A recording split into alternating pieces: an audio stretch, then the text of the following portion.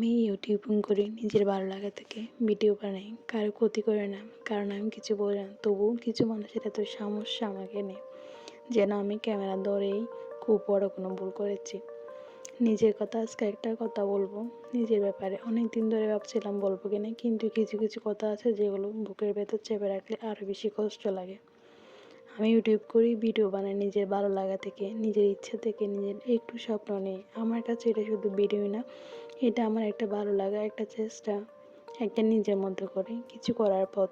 কিন্তু মজার ব্যাপার হলো, এই ছোট জিনিসটাই কিছু মানুষের চোখে খুব বড় প্রবলেম। আমি কি কারো সংসার ভাঙছি, নাকি কারণ আমি কিছু বলছি এখানে? তাহলে শুধু ক্যামেরা অন করে নিজের লাইফে কিছু ছোট ছোট মুহূর্ত শেয়ার করলে এত সমস্যা কেন অন্যদের?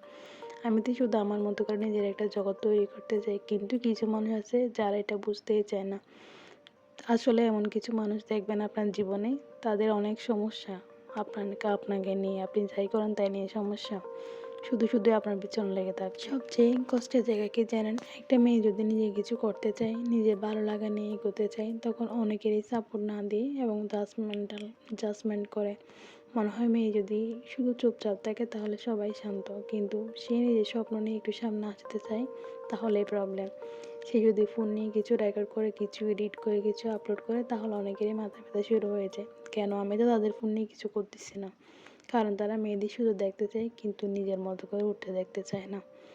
এটা খুবই কাছের মানুষের অভ্যাস। আসলে এগুলো দেখেও না দেখার ভান করে থাকতে হয় অনেক সময়। খুবই খারাপ লাগে এই বিষয়গুলো, খুবই লেম লাগে নিজের কাছে।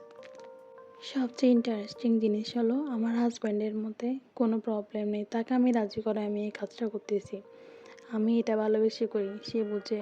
এটা আমার একটা ভালো লাগা, কিন্তু প্রবলেম হয় অন্য কিছু মানুষ নিয়ে। মানে যার সাথে আমার জীবন, সে আমার সবচেয়ে কাছের মানুষ, তার যদি কোনো সমস্যাই না থাকে, তাহলে অন্যদের এত প্রবলেম কেন?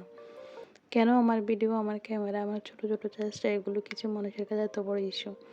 অনেক সময় মনে হয় মানুষ আমার কাজ দেখে না, তারা শুধু আমাকে জাজ করার জন্য রিজন খুঁজে। আজকে আমি একটা জিনিস ঠিক করেছি, মানুষ কি বললো, কে কি ভাবলো, কে সাপোর্ট করলো, কে করলো না, এইসব ভেবে আমি আর ভালো লাগা ছেড়ে দিব না।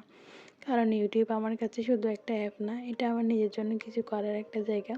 আজকে আমি ছোটো থেকেই শুরু করেছি, হয়তো কাল আরও ভালো করবো। আজকে অনেকেই বুঝবে না, হয়তো একদিন তারাই বুঝবে ভালো করেছে, কিন্তু সেই দিনের জন্য আজকে আমি থেমে থাকতে পারি না।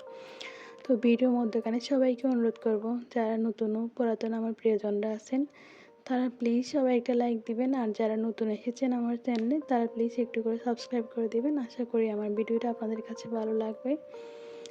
আসলে জীবনের একটা কথা সবসময় মনে রাখি, আপনি যদি নিজের ভালো লাগা থেকে কিছু করেন আর তাতে কারো ক্ষতি না হয়, তাহলে সেটা নিয়ে লজ্জা পাওয়ার কিছু নেই। মানুষ কথা বলবে, মানুষই বিচার করবে, কিন্তু তাই বলে নিজের স্বপ্নটা মেনে ফেলতে নেই। আজকে যদি কেউ আমার ভিডিও দেখে প্রবলেম মনে করে, সেটা তাদের দৃষ্টিভঙ্গি, কিন্তু আমার কাছে এটা আমার সাহস, আমার ভালো লাগা, আর আমার নিজের একটা ছোট্ট স্বপ্ন। আর আমি সেটাই করে যাবো, যেটা আমার মনটা সবসময় চায়, যেটাখানে আমি স্যাটিসফাই হই, সেই কাজটা আমি সবসময় করবো। কে কী ভাবলো না ভাবলো এগুলো নিয়ে আমার কোনো কিছুই যায় আসে না। তারা হয়তো ভিডিওটা আমার কোনো এক সময় দেখবে, দেখলে দেখুক গো, আমার কিছু করার নেই এখানে। তাই সবাই সাপোর্ট করবে না, কিন্তু তাই বলে নিজের স্বপ্নটা থামিয়ে রাখাও কোনো মানে নেই।